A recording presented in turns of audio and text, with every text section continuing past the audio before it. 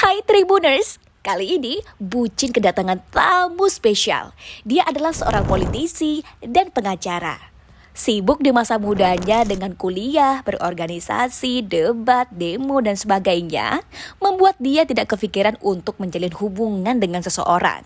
Bahkan, ia mengatakan masa mudanya tidak spesial dan tidak ada yang harus dibanggakan. Apalagi soal hubungan asmara. Semakin beranjak usia, pada akhirnya politisi tersebut menemukan tambatan hatinya dan memutuskan untuk menikah. Ini dia, politisi sekaligus pengacara Kak Agus Purwanto. Penasaran seperti apa perjalanan masa muda Kak Agus dan perjalanan asmara yang katanya tidak spesial? Yuk pantengin Bucin edisi spesial bersama Kak Agus Purwanto.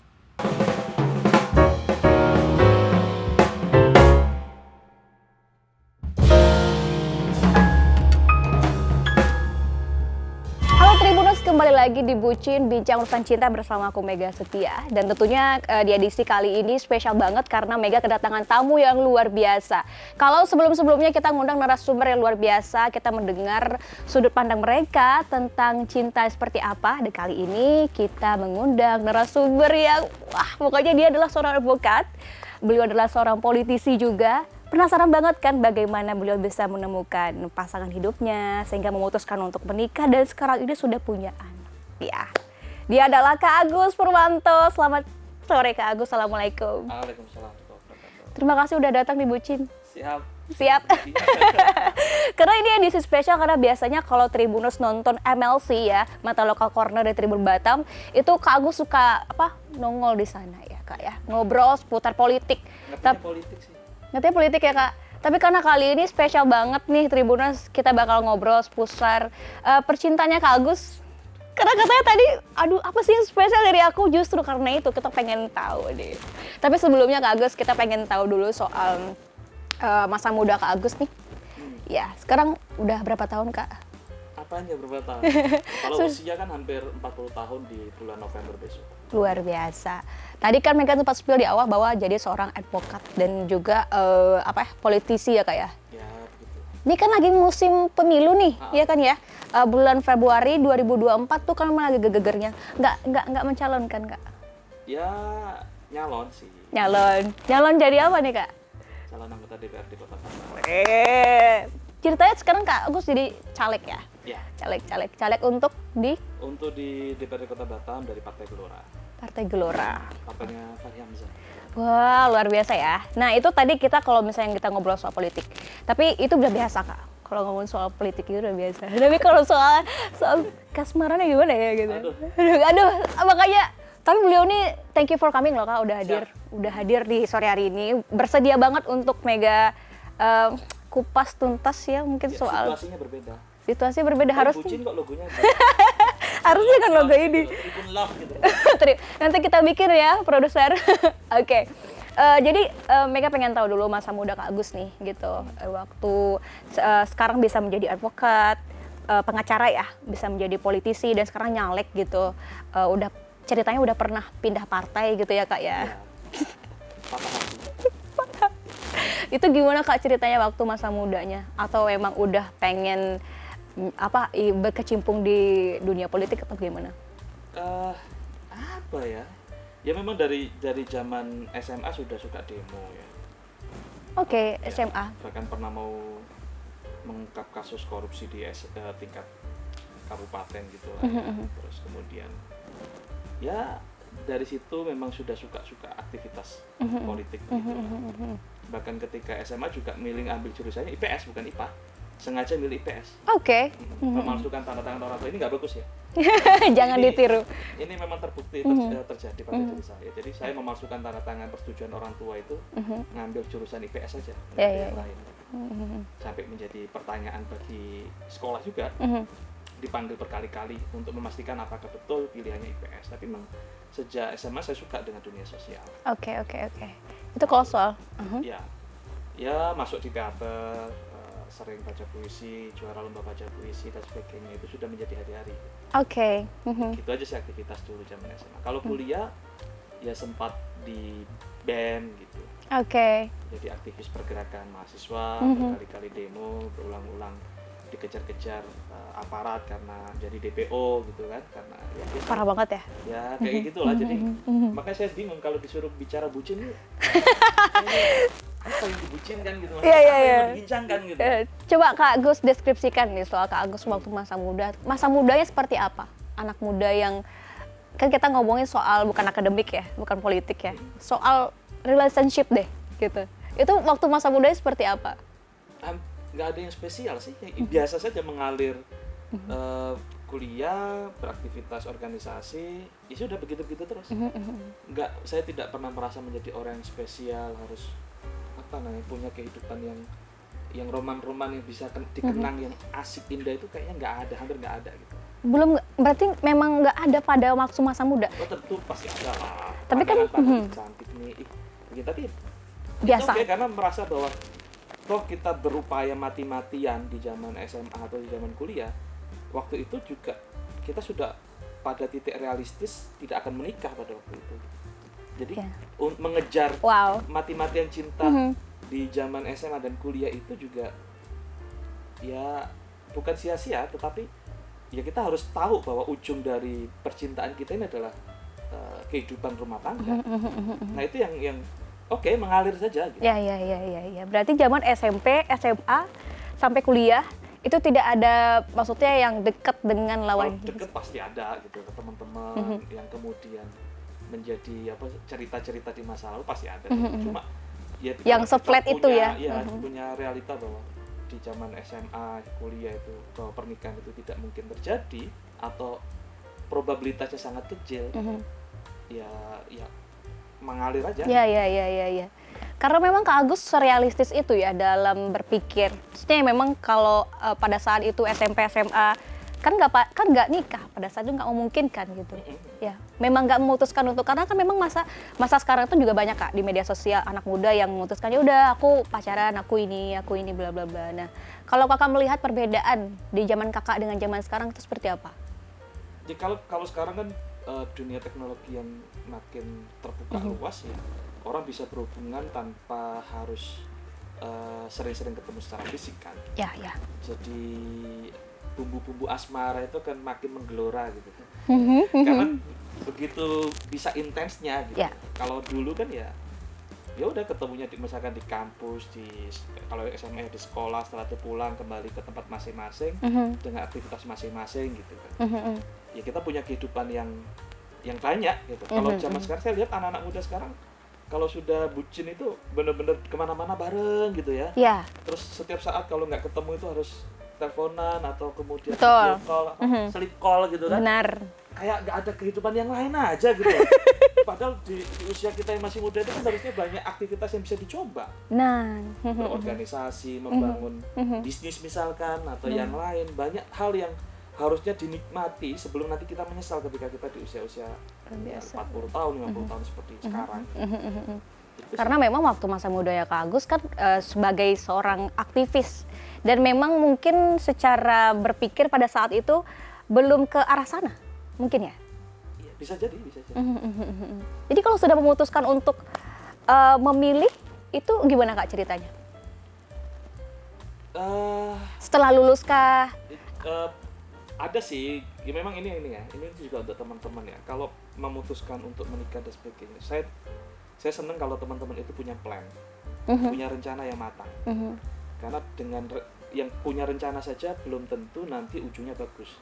Apalagi dia yang tiba-tiba atau tidak punya plan yang bagus, tidak merencanakan dari awal. Saya memang sejak ketika kuliah sudah berkeinginan menikah itu umur 25 tahun gitu lah. 25 tahun. Nah, kayak usia apa namanya Rasulullah gitu kan. Jadi umur 25 harus nikah nih gitu. Keinginan itu ada, nikah muda, bisa lebih asik bareng-bareng secara halal dan sebagainya, itu perasaan itu ada. Dan ya kita kejar gitu. Bagaimana mentarget bahwa di usia 25 tahun harus menikah. Tetapi memang perjalanan hidup itu kan nggak serta-merta mudah. Atau nggak bisa flat seperti yang kita harapkan. Ada aja tantangannya. Saya pernah ketika waktu sudah menjelang usia 25 tahun, saya mempersiapkan, mulai ada usaha kecil-kecilan dan sebagainya. begitu saya sudah punya keinginan menikah, ternyata bangkrut usaha saya. Oke, itu di umur 25 tahun? Hampir 24-25. 24, oke. Dan itu membuat drop kan, membuat oh ternyata mungkin bisa jadi ini Tuhan tidak menginginkan kita nikah hari ini nih. Oke. Meskipun kita udah berusaha mati-matian nih, mempersiapkan semuanya, ternyata tiba-tiba di ujungnya saya sudah dikenalkan dengan seorang perempuan, dosen waktu itu dia, gitu kan, bagus orangnya dan sebagainya. Ternyata tiba-tiba usaha dan bisnis saya hancur di bulan-bulan itu, dan kayaknya memang Belum ya? nggak waktunya untuk menikah. Akhirnya si dosen itu nggak jadi sama Kak Agus? Enggak. Sekarang sudah menikah dengan laki-laki yang itu lebih bagus daripada saya. Oke, kita kembali ke masa muda Kak Agus lagi, kita ngomong soal, karena kalau Mega lihat Kak Agus itu memang akademis banget, aktivis banget. Iya, karena kalau zaman anak muda itu, apalagi umur belasan SMP, udah tahu tuh Kak namanya cinta pandang pertama. Emang Kak Agus nggak punya cinta pandang pertama pada saat itu? Ya namanya anak-anak kayak gitu pasti ada lah. Kalau sekarang benar keras ya. Benar. Ya, anak saya juga mengalami begitu, dan bagi saya itu lebih bagus anak-anak muda SMP SMA ya sudah, karena fase akil balik kan begitu kan. Ya. Ketika seseorang itu sudah masuk, ada konyolnya juga sih ya waktu, karena kan saya suka buat puisi gitu ya, menulis gitu. Si paling puisi. Namanya anak kecil ya, anak apa ya, SMP SMA lah gitu. Itu bahkan ada namanya buku biru tuh, saya buat buku biru itu kan teman saya, jadi itu kumpulan puisi-puisi zaman-zaman SMA, SMP, SMA gitu ya saya buat, yang kalau dibaca ulang itu kayak konyol banget gitu. Oke. Isinya itu apa ya, kok Ingat nggak apa isi puisi pada saat itu? Apakah itu menggambarkan tentang apa perasaan Kak Agus pertama kali ngerasain? Apalagi waktu itu lagi bumbu-bumbunya Khalil Gibran gitu ya, Jalaluddin Rumi, itu lagi banyak-banyaknya apa nih novel-novel terjemahan. Itu membuat daya seni kita gitu kan, imajinasi kita tuh Keluar. Ya, tinggi gitu. Jadi buat Karena perasaan itu. apa namanya, cerpen. Ya sebatas itu saja sih gitu. Kalau suka itu ya hanya dituangkan dalam bentuk cerpen, dalam bentuk apa namanya, puisi. Itu sih. Oke. Dalam bentuk puisi menuangkan rasa Kak Agus, nggak langsung blak-blakan ya Kak? Kalau kan zaman sekarang gampang banget buat aku suka loh, atau kamu ada perasaan malu ya. Kita ini kadang lebih malu ternyata. Ya. Siapa kita gitu kan? Oh gitu. Malu apa karena gengsi? Bisa malu, bisa gengsi ya. Bagi saya masa ada sih perempuan yang mau jatuh cinta pada saya, itu kan sesuatu yang enggak lah kayaknya, enggak deh gitu. Meskipun ya dalam proses ketika misalkan waktu saya kuliah, ternyata teman SMA ada yang cerita, oh aku dulu tuh kagum sama kamu loh, tapi oh iya ya gitu. Masa sih gitu kan, ada kayak gitu, ada gitu. Atau pas waktu kuliah kita lulus kemudian, kenapa sih kamu dulu nggak pernah apa namanya menyapa aku, padahal aku pengen nyapa duluan tapi nggak berani. Ada kayak gitu. Apa sih, oh gitu ya gitu. Masa sih gitu, itu ada kayak gitu. Kalau kayak gitu ada. Ya bagiku sih, makanya aku secara pribadi nggak ada hal yang spesial dalam hidupku ya, menurutku ya. Gak ada yang spesial. Kalau zaman kuliah pun juga nggak ada Kak? Kuliah memang sibuk belajar, aktivitas. Habis untuk hampir bahkan semester 3 itu aku jarang masuk kuliah. Ya ini aku berterima kasih pada teman-teman yang bersedia aku titipin absen gitu ya. Luar biasa. Dan nyiapin apa namanya mata kuliahnya, difotokopiin, disiapin. Berterima kasih banget. Tapi memang waktu itu ya fokusnya lebih banyak demo sih gitu. Bahkan dulu tuh sampai ada kalau Senin Kamis itu kan puasa. Ya. Nah, jadi Selasa Jumatnya itu demo. Gitu ya Kak? Iya. Karena Senin kita puasa, Kamis kita puasa, maka demonya itu dipindah ke hari Selasa atau hari Jumat. Oke. Berarti memang nggak ada waktu kepikiran untuk pada saat itu, wah mungkin teman-teman Kak Agus ada yang punya pasangan atau ya, Kak Agus ngelihat teman kayak gitu asik juga ya, punya kehidupan kayak gitu ya. Tapi nggak kepikiran pengen punya? Ya realistisnya memang susah untuk direalisasi, apa namanya, diwujudkan itu susah gitu. Emang ternyata Kak Agus nggak spesial, guys, nggak spesial banget. Ya, apa gitu? Kegiatan dia demo setiap Selasa, Jumat. Ya kalau kemudian ya namanya tertarik ya ini cantik nih gitu, hal yang Tapi, biasa, cuma ya sebatas gitu doang gitu. Iya. Tapi di circle Kak Agus banyak nggak yang kalau kuliah tuh yang sambil pacaran ke Oh, atau banyak. banyak ya? Banyak. Pada saat itu Kak Agus gimana, nggak ngerasa tergoncang kah? Eh, Tetap kekeh dengan nggak ada yang spesial? Oh my god. ya gimana ya, realistis aja gitu, saya bukan siapa-siapa yang layak untuk dicintai, gitu aja udah. Ya pernah jadi presiden BEM gitu. Itu doang gitu. Tapi bahkan saya menjadi presiden BEM pun mungkin saya lihat nih ada anak-anak sekarang ya yang merasa apa namanya ketika jadi presiden BEM itu sesuatu yang wah gitu ya. Wah, Saya enggak juga. bahkan Kak, punya jabatan sebagai presiden BEM di masa kuliah itu menjadi sesuatu kayak aku gampang kok buat dapetin ini, aku dapat. Makanya saya juga heran, kok anak sekarang asik banget gitu ya. Kenapa kita nggak memanfaatkan situasi itu? Iya, ya? pada saat Dulu itu. nggak kepikiran loh. Serius. Ya udah, kita karena jadi presiden BEM itu kita punya tanggung jawab terhadap kampus, kita punya tanggung jawab terhadap mahasiswa, terhadap masyarakat. Udah itu yang kita fokuskan gitu.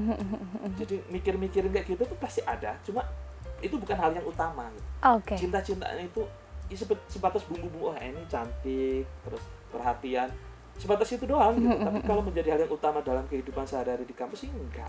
Enggak ya? Ya. Meskipun ada penyesalan juga. Oh ternyata sih itu tuh dulu sampai ada temen sampai gitu, yang sampai ya almarhumah, teman yang saya kagumi juga. Sampai aku nggak ngerti pas waktu itu kenapa dia mau menikah tuh. Ini almarhumah sudah, makanya saya ceritakan karena sudah almarhumah ya.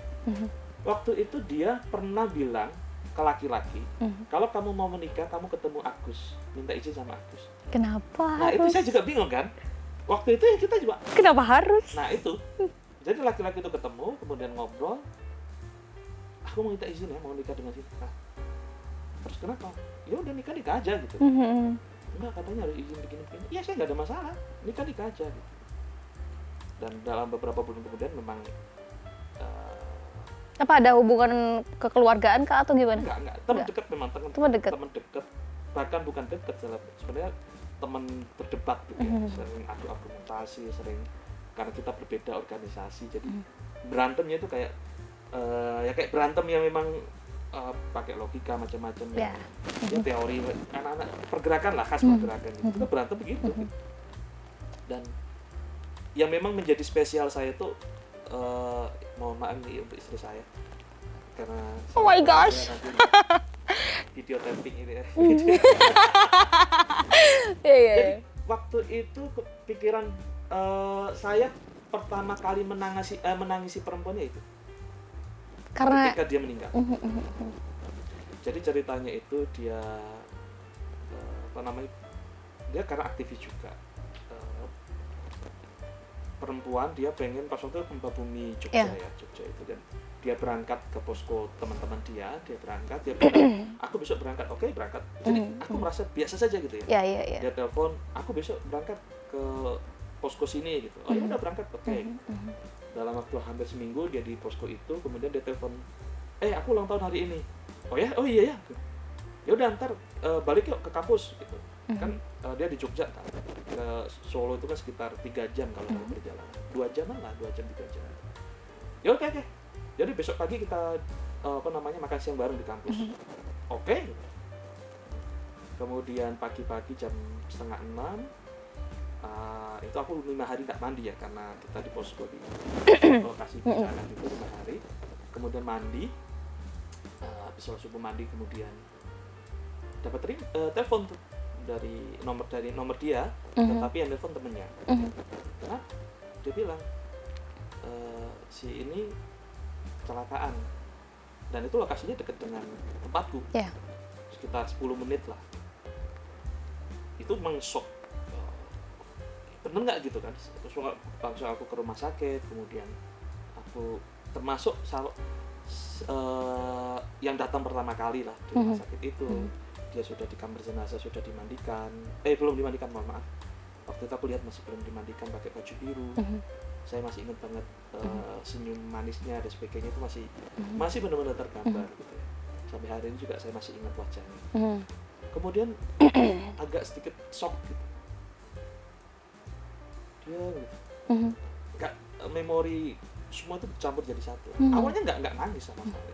Aku telepon kakaknya, aku sampaikan bagaimana kondisi dia, kemudian 1 jam berikutnya sudah mulai berdatangan teman-teman dia satu organisasi gitu. Itu kayak ngeblank gitu kan. Cuma oke gitu. Nggak ada tangis sama sekali. Tapi begitu kemudian jenazah itu dinaikkan di ambulan, aku ikut karena waktu itu aku ikut ngantar ke bandara karena harus dibawa balik ke keluarganya di daerah Banten. Pas waktu aku sendirian di mobil jenazah itu sambil menunggu ini dinaikkan ke pesawat di bandara itu, tiba-tiba aja nangis. Entah perasaan apa yang nggak bisa dicegah gitu. Mungkin karena kehilangan, Kak. Sangat kehilangan ya. Dan nangis nggak bisa dicegah gitu. Udah nangis aja gitu. Serius? Sendirian gitu di mobil. Masih ingat itu sampai dekan saya setelah itu datang menenangkan saya, teman seangkatan saya, mantan penyiar di RCTI juga, sekarang sudah selesai di RCTI. Dia salah satu saksi yang melihat saya benar-benar menangis. Dan nggak selesai menangis itu. Sampai dia naik pesawat baru selesai. Oke. Itu pertama kali aku menangisi perempuan yang sungguh-sungguh menangis gitu. Karena besoknya Kak Agus nggak akan ketemu lagi sama dia, karena dia udah nggak ada kan. Ya. Dan mungkin salah satunya juga karena ya sangat kehilangan itu. Betul. Dan flashback banyak hal lah. Ya. Kita flashback banyak hal, kenapa dia sampai skripsinya harus bareng sama aku. Wah. Gitu kan. Itu menjadi istilahnya kalau bahasa sekarang tuh bestie banget ya, Kak ya. Sangat. Padahal kita berbeda organisasi, Ya. dan sering berantem loh. Di kampus tuh terkenal saya sama dia itu berantem, bukan berantem bersama-sama, nggak pernah bisa ketemu. Oke. Jadi flashback, kok aku bisa nangisin perempuan gitu ya? Mungkin karena itu tadi ya. Oke. Nah itu mungkin kita ngobrol seputar tadi masa muda Kak Agus ya, yang memang tadi diklaim dari awal bahwa nggak ada yang spesial. Tapi ternyata setelah Kak Agus cerita kayak gini, ketemu kan titiknya di mana, wah ternyata Kak Agus ada spesial ya. Di mana Kak Agus menangisi seorang perempuan yang nggak tahu ternyata bahwa nangis gitu aja ya. Nah kita ngobrol soal Kak Agus bisa ketemu sama istri. Oke. Sekarang udah punya anak berapa, Kak? 3. 3. Menikah tahun berapa? 2008. 2008 ya, 2008. Pada saat itu umur Kak Agus berapa tahun? 2005. Istri? Istri lebih tua dari saya 3 tahun. 3 tahun, berarti 25, 22, beliau 22 ya? Enggak, beliau lebih tua dari saya. Oh gitu. 3 tahun.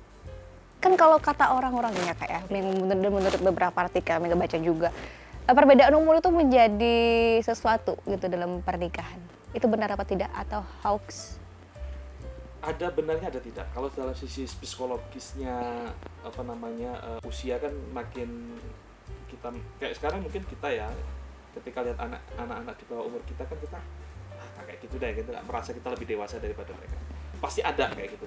Itu hal yang biasa sebenarnya ya, karena itu secara secara psikologisnya memang begitu. Tetapi ketika kita bicara tentang rumah tangga atau percintaan dan sebagainya, sebenarnya nggak berpengaruh. Apalagi kalau ada orang yang misalkan umur 20 menikah dengan ibu-ibu yang umurnya 40 tahun atau mungkin 35 tahun, jadi nggak ada masalah gitu. Ya karena ketika cinta itu kan nggak bisa nggak ada logikanya gitu loh.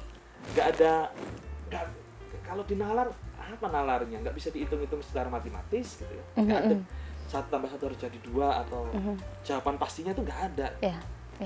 Makanya ya ketika menikah dengan istri ya oke, biasa aja gitu. Tadi kan di belakang kita sempat ngobrol di awal bahwa pertemuan Kak Agus dengan istri itu sangat singkat ya. Iya. Benar memutuskan untuk menikah. Coba ceritain dong. Saya malah kenal pertama itu bukan dengan istri, tapi dengan bapak mertua. Oke. Iya. Jadi ada peristiwa waktu itu jadi ada sedikit gesekan ya antara Pak Ahmad Dahlan wali kota waktu itu dengan politisi di anggota dewan yang saya kenal gitu. Nah, ini selek nih, ada salah paham lah.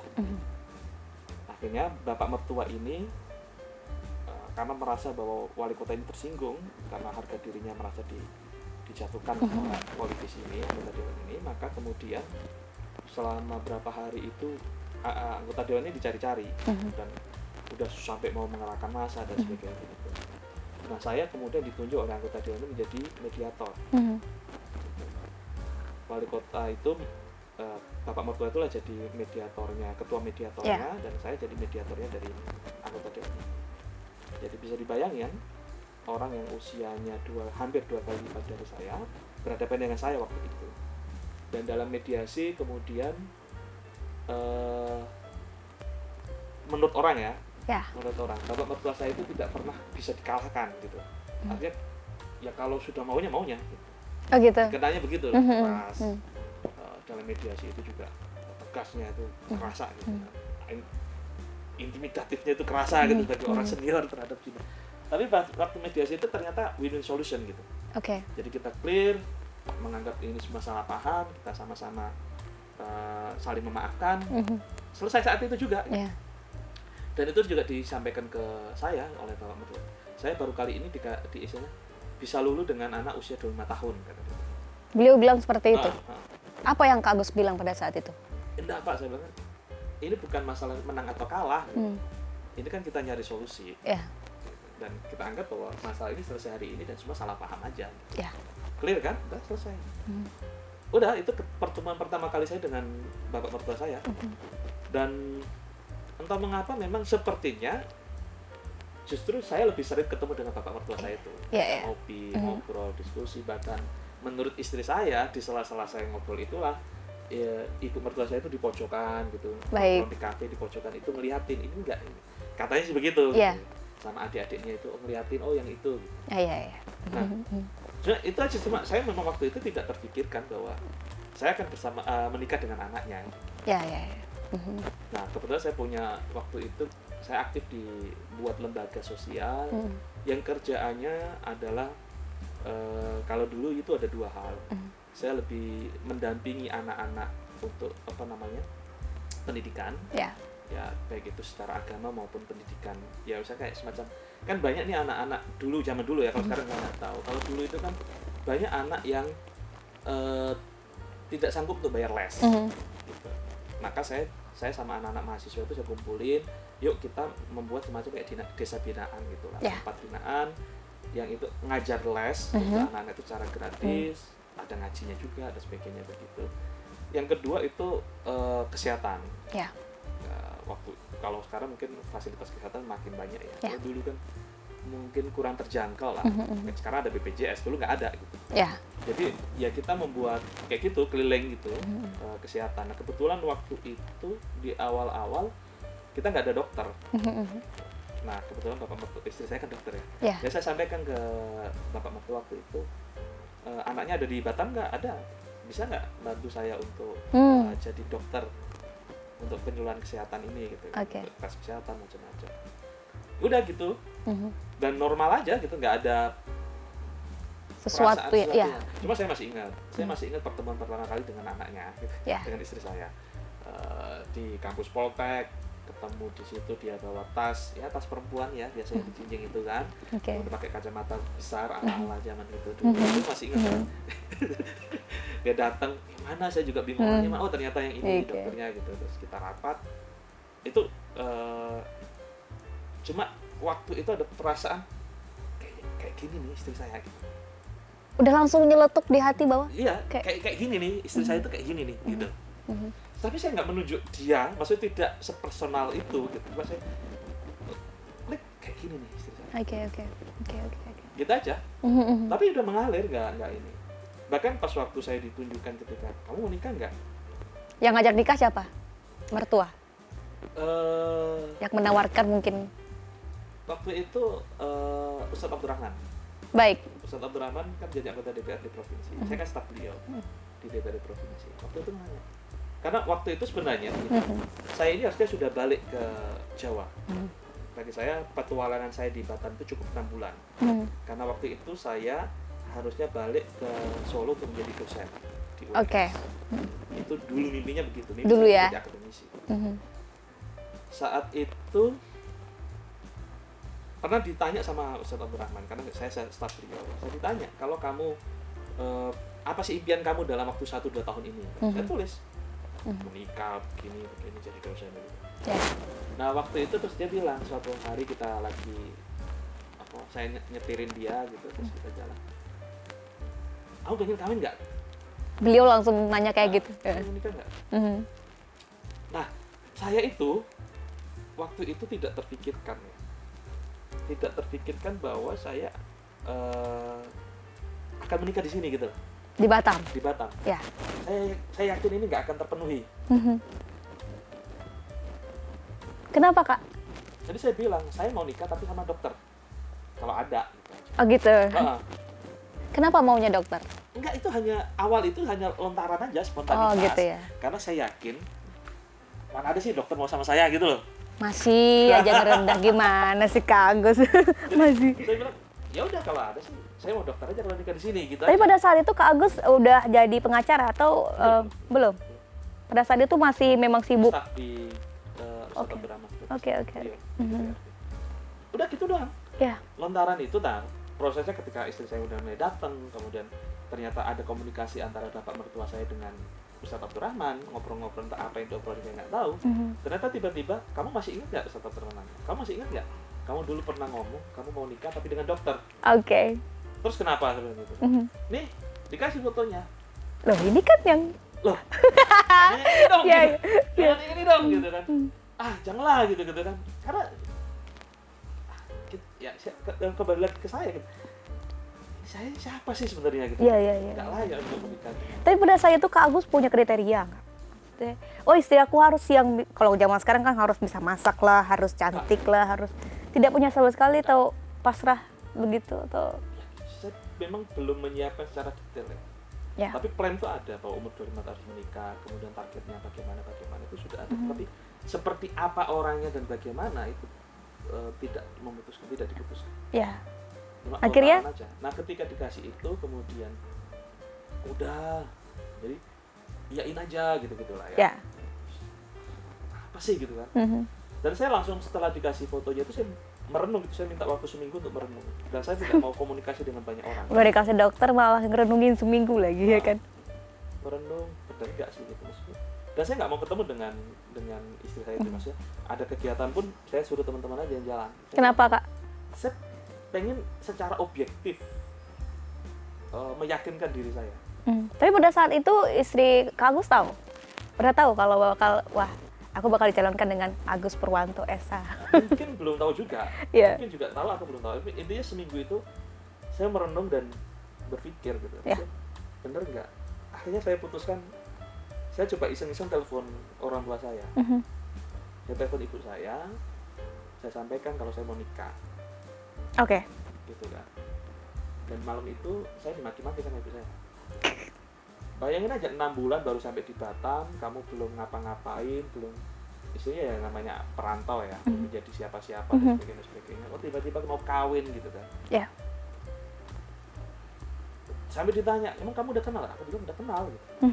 Emang nanya cantik begini. Padahal ya kita nggak pernah seintens itu gitu. Emang sedekat apa udah deket gitu. Padahal saya nggak ada, ya kita kan belum pernah intens berkomunikasi. Marah itu orang tua. Semalam itu saya memang niat istikharah kan, udah sholat istikharah terus sampai besok pagi-paginya habis sholat subuh itu ibu saya telepon telepon dan menyampaikan ya udah kalau kamu mau nikah aja Ya. tapi semuanya menjadi tanggung jawab kamu. Dan Tanggung jawab dalam artian? semuanya, prosesnya, pembiayaannya dan sebagainya tanggung jawab kamu. Jangan meminta ke orang tua. Oke. Dan kamu boleh nikah kalau kamu siap bertanggung jawab terhadap adik-adik kamu. Artinya adik kan masih kuliah gitu. Tantangan nggak Kak pada saat itu? Ya, saya jawab iya aja, oke gitu. Nah setelah itu baru saya ngerti, oh iya mungkin ini jawaban dari Tuhan tuh menyiapkannya begini, jawaban istikharah saya itu ini gitu. Iya. Dengan kelapangan orang tua saya, dengan kemudahan, begitu mudah. Saya juga menjawabnya mudah, lempeng aja. Ya oke, saya terima itu dan beberapa hari kemudian saya ketemu dengan bapak mertua dan ibu mertua di rumahnya, kenalan secara lebih intens. Yang mungkin saya sudah pernah ketemu, tapi begitu kita ini pertemuan kedua minggu depannya lagi. Ya. Terus itu ditanya, ya udah kapan mau nikah? 3 bulan lagi ya. Oh, enggak Pak, ngapain lama-lama? Saya nggak mau lama-lama. Kalau nikah ya sekarang aja, daripada kita nanti berubah pikiran macam-macam dan sebagainya. Kalau mau nikah ya sekarang, kalau mau saya Itu Kak Agus bilang kayak gitu. Iya. Ya kalau ijab kabul sekarang aja gitu, karena Abdurrahman yang siap menikahkan gitu kan, juga banyak. Saya ingat banget itu, saya ditemani Ustadz Abdurrahman, Pak Zilzal, 2 orang anggota dewan yang baik waktu itu yang saya kenal. Mereka berdua yang nemenin. Ya udah kalau mau nikah sekarang aja. Sudah ada saksinya, sudah ada semua. Ijab kabulnya di depan saksi-saksi sekarang. Nanti kalau mau ternyata 3 bulan lagi untuk resepsi dan sebagainya, nggak ada masalah. Akhirnya disepakati 3 minggu setelah pertemuan itu. Udah 3 minggu lagi kita nikah. Akhirnya nikah dengan istri 3 minggu. Pada saat itu apa perasaan Kak Agus setelah, wah ternyata aku sudah menikah? Atau nggak ada yang spesial lagi? Inilah tangisan kedua saya terhadap perempuan. Gimana? Jadi waktu setelah ijab kabul itu, entah mengapa saya menangis. Mungkin kalau ada videonya itu, teman-teman saya masih menyimpan videonya. Waktu itu saya selesai mengucapkan ijab kabul, saya nangis. Dan nggak selesai, sangat lama saya nangis. Apa yang bikin Kak Agus nangis? Nggak tahu, perasaan saya harus bertanggung jawab terhadap perempuan asing dalam hidup saya yang akan menemani saya seumur hidup. Dan ini ya kalau dalam Islam itu kan nikah itu perjanjian yang sakral, perjanjian yang berat, sangat berat. Betul. Gitu. Dan saya memulai hari ini itu akan menerima kehadiran seorang perempuan di sisi saya, yang ini bukan siapa-siapa dalam hubungan, tidak ada hubungan darah, ini bukan keluarga, hubungan darah yang ikatannya tidak bisa terpisahkan. Ini orang asing, anak orang yang kemudian secara sah sekarang menjadi istri saya. Nah, saya nangis sampai selesai menyalami tamu-tamu, saya salaman ke orang tua juga saya nangis, mengalami tamu-tamu juga saya masih nangis. Sampai selesai akad itu, baru kemudian agak selesai semua, baru mulai agak reda ya. Kemudian kita pindah ke tempat resepsi. Akad nikahnya di Masjid Sukajadi itu. Begitu pindah Sukajadi. Saya datang pakai apa? Gue sepeda. Jadi itu juga saya nggak terbayang. Saya goes naik sepeda sekitar 1 kilo. Sengaja saya pengen refresh aja gitu. Jadi berangkat pakai baju untuk akad nikah itu pakai sepeda. Pakai goes. Iya.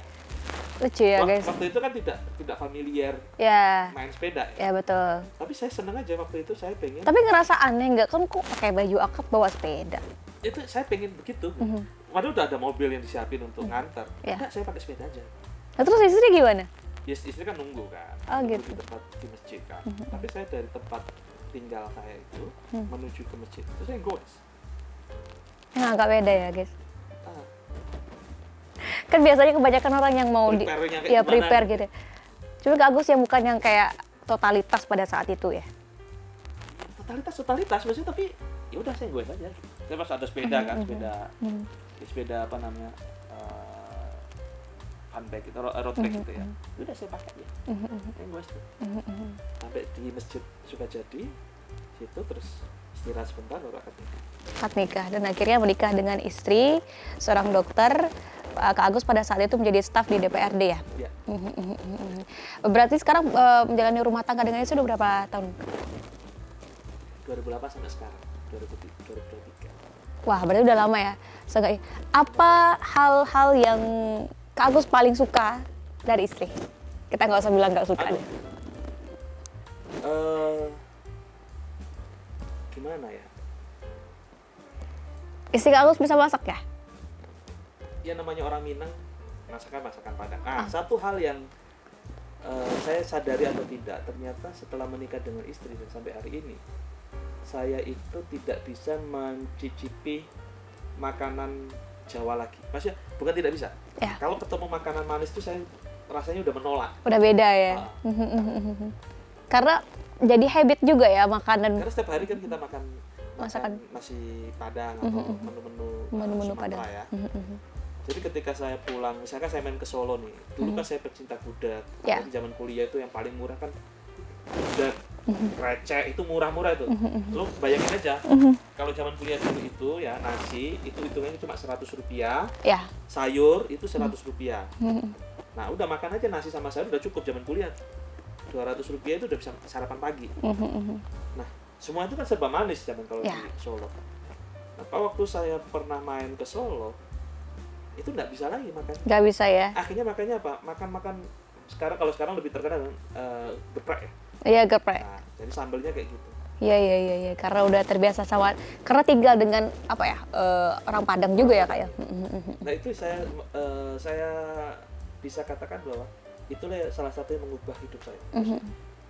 Istri saya mengubah begitu. Saya tidak bisa lagi menikmati masakan-masakan manis sebagaimana dulu. Oke. Kalau dalam rumah tangga Kak, tantangannya apa sih? Oh banyak. Apa? Lika-likunya Pak. Semua orang pasti punya pengalaman masing-masing. Nanti Mega juga ketika berumah tangga juga Hadi juga ya Di. akan mengalami ya. Intinya begini sih. Saya tidak bisa mengatakan bahwa apa yang saya alami itu bagus atau spesial atau sesuatu yang wah untuk diceritakan. Semua orang akan mengalami. Ya. Baik itu konflik-konfliknya maupun romantis-romantisnya. Tapi yang harus kita ingat begini saja. Bahwa kita ini yang pertama begini. Kalau sebagai laki-laki, yang pertama hindarkan main tangan. Hindari main tangan. Ya.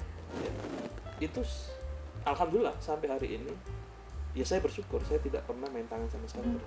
Karena saya yakin, prinsip saya begini. Perempuan ini adalah bukan orang yang dititipkan keluarganya ke saya. Saya disuruh bertanggung jawab terhadap perempuan itu. Maka ya sebisa mungkin saya tidak akan ya melukai dia. Itu kan prinsip kita kan begitu. Iya. Maka ya udah semarah-marahnya kita ya sudah, tapi jangan sampai kita main tangan. Karena katanya nggak boleh ya Kak kalau suami itu mukul istri, KDRT gitu. Itu pasti secara hukum. Tetapi kan gini, sekali kita main pukul, itu kan ada perasaan berkuasa. Ya.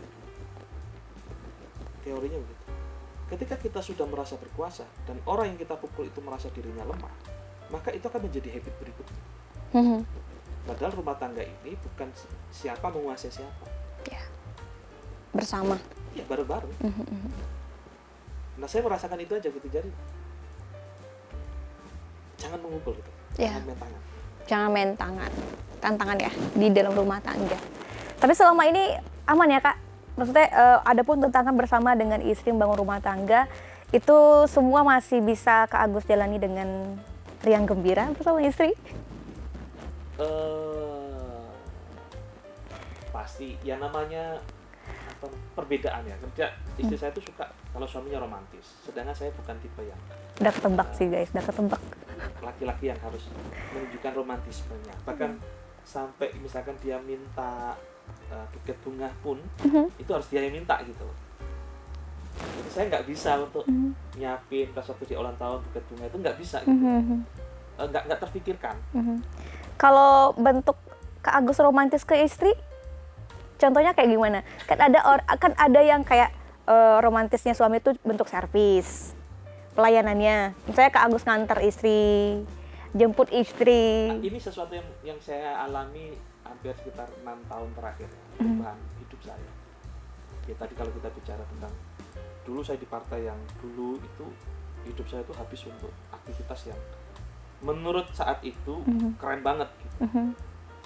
Ya, aktivitas dunia dakwah dan sebagainya. Tapi begitu kita memahami makin kesini bahwa untuk apa kita beraktivitas di luar kalau kemudian banyak hal yang kita abai terhadap sekitar kita, teman-teman kita, hak keluarga kita. Dan saya mengalami hampir dari 2015 sampai sekarang perubahan habit ya, kebiasaan yang berbeda ini yang membuat saya lebih asik sekarang gitu. Kalau tadi mereka cerita ada perubahan, ada banyak. Saya makin gemuk, gitu, makin gemuk. Kalau dulu kurus sekali gitu kan. Bahkan waktu itu 48 kilo. Oke. 2015. Wow. Dari 48 kilo sekarang sudah 70 kilo. Drastis kan? Banget. Nah, jadi Dengan dari segi gaya rambut juga sekarang udah si paling muda ya sekarang. seneng aja gitu. Seneng. Saya orangnya random, Ya. tipe random ya. Jadi kalau dibilang ya sekarang lebih happy. Dan yang saya syukuri ya dalam 2015 sampai sekarang saya lebih banyak bisa beraktivitas dengan anak dan istri itu asik banget. Ya. Ini hal yang saya syukuri. Saya begitu berhenti dari aktivitas yang dulu itu dan berubah seperti sekarang menjadi seperti yang hari ini. Itu yang saya syukuri itu adalah saya punya banyak waktu terhadap untuk anak dan istri saya. Ya. Bahkan saya sudah tidak sadar juga ternyata sudah sekian tahun saya setiap pagi ngantar anak sekolah, jemput mereka dari sekolah. Secara nggak langsung ternyata aktivitas yang dulu itu tuh dengan aktivitas sekarang tuh berbeda ya Kak? Ya, Rasa berbeda. Kalau kita bicara tentang aktivitas kita sosial terhadap masyarakat sama, Ya. cuma mindset, cara berpikir, cara pandang kita yang kemudian lebih santai, lebih rileks sekarang ini Ya. membuat ternyata kehidupan itu bisa dinikmati kok. Ya. Kita jangan diburu-buru dengan banyak capaian, cita-cita dan sebagainya, tapi kita lupa untuk menata kehidupan hari ini. Kita punya keinginan besar, tapi kita lupa untuk menapaki hari-hari yang harus kita lalui ini setiap hari. Nah, untungnya saya merasa saya tidak telat. Ya. Misalnya saya dikeluarkan dari partai yang lama itu, untung saya dikeluarkan gitu, untung saya keluar dari situ gitu. Kalau enggak mungkin saya akan menjadi orang yang telat menikmati fase-fase seperti sekarang. Dan ya alhamdulillah itu yang saya nikmati dengan anak dan istri saya. Bisa enjoy bareng bersama istri dan anak di rumah, itu bentuk rasa syukur juga ya Kak pastinya. Karena sudah sangat berbeda banget dengan waktu terus berjalan loh. Makanya kan saya sering kalau saya ditanya sama teman-teman yang baru mau nikah, saya tanya kalau nanti nikah itu kayak gimana? Satu, buat plan dulu. Begitu kamu sudah menemukan calon istrimu yang kamu akan serius, kamu sepakati plan dalam hidupmu ngapain. Karena jangan sampai saya menemukan beberapa teman-teman yang seusia saya, seangkatan dengan saya, menikahnya sama. Ketika dia ternyata menikah karena merasa aku udah telat, temanku udah nikah dan sebagainya, terus udah nikah aja lah gitu kan. Setelah itu mereka mengalami prahara, karena saya juga advokat kan, jadi banyak ya keluh kesah atau istilahnya ya klien-klien terkait dengan masalah rumah tangga begitu.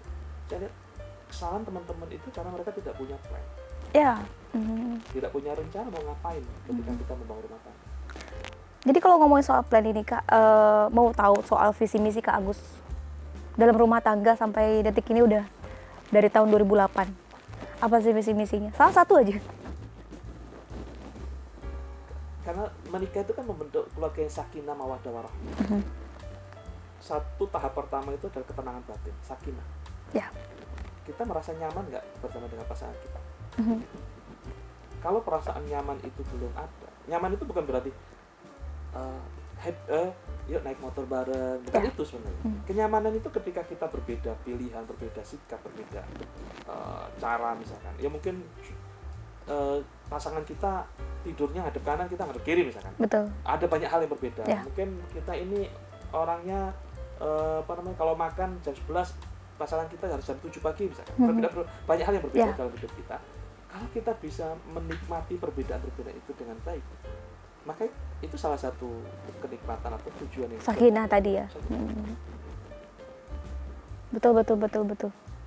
COVID itu sebenarnya harusnya menjadi bukti. Bukti? Keluarga-keluarga itu akan merasakan hidupnya itu Exactly, benar. Setuju. baik-baik saja atau tidak. Benar. Karena waktu COVID dia tidak bisa kemana-mana, nggak boleh ngapa-ngapain, mungkin juga secara ekonomi juga kemudian terbatas. Disitulah tantangan terbesar sebenarnya. Bukan terbesar ya. Harusnya bisa menjadi introspeksi bagi kita. Ya. Karena kita setiap hari 24 jam selama berbulan-bulan karena nggak boleh kemana-mana oleh pemerintah itu dibatasi. Hidup dengan pasangan kita, Pasangan, anak, keluarga. Iya. Dan kita enjoy nggak sih Menikmati. Iya, benar. Betul. bersyukur juga ya pada saat itu ada COVID ya. Ya, itu salah satu. Jadi kita tahu nih, mengukur maksudnya. Parameternya bisa dari situ salah satunya. Bukan berarti itu satu-satunya ya. Ya. Tapi di COVID kemarin itu saya seneng gitu. Oke. Nikmati. Oh iya. Ya. Oh iya. Ternyata kita dengan keterbatasan aktivitas, ekonomi dan sebagainya, kita masih bisa kumpul dengan anak istri, santai, hidup nyaman. Maksudnya nyaman itu dalam arti ya senang susahnya kita rasain bareng-bareng. Gitu. Itu salah satu poin. Apakah rumah tangga kita baik-baik saja? Tujuan-tujuan jangka pendek dalam rumah tangga itu tercapai? Salah satunya di situ. Ya. Saya menemukannya begitu. Oke. Kak Agus, nggak terasa ternyata kita udah panjang banget nih ngobrol soal Kak Agus ini. Ada istimewa kan? Istimewa banget. Nanti kita bakal bikin judulnya ya, bikin yang bagus di Adi. Dan Kak Agus, ini terakhir kita pengen tahu harapan Kak Agus ke depannya. Dan mungkin ada pesan yang ingin disampaikan untuk anak muda zaman sekarang. Menikahlah di saat yang tepat. Itu kuncinya ini. Tepat itu tidak terbatas pada usia. Ada yang cepat, ada yang mungkin dikatakan lambat ya. Cuma tepat itu adalah kamu bertemu dengan pasangan yang secara connect feel gitu ya. Rasanya itu benar gitu. Jadi bukan karena ganteng, charming, apa gitu. Betul. Tapi ini yang benar. Yang kedua, libatkan Tuhan dalam mengambil keputusan. Karena nggak ada sesuatu yang tidak bisa diselesaikan oleh Tuhan. Iya, betul. Artinya kalau kita yang punya keterbatasan, kan hati ini kan milik Tuhan. Kita mau enjoy ini, Tuhan itu bisa bolak-balik hati kapanpun, perasaan-perasaan itu. Ya benar. Maka libatkan sejak awal ketika kita mau menikah itu dengan meminta pertolongan, petunjuknya benar nggak ya? Tapi jangan kemudian mengharap apa istikharah itu terus malam itu kita bermimpi wajahnya siapa, bukan itu sebenarnya jawabannya. Tapi ketenangan hati itulah salah satu jawaban yang saya rasakan ketika ini loh istri saya.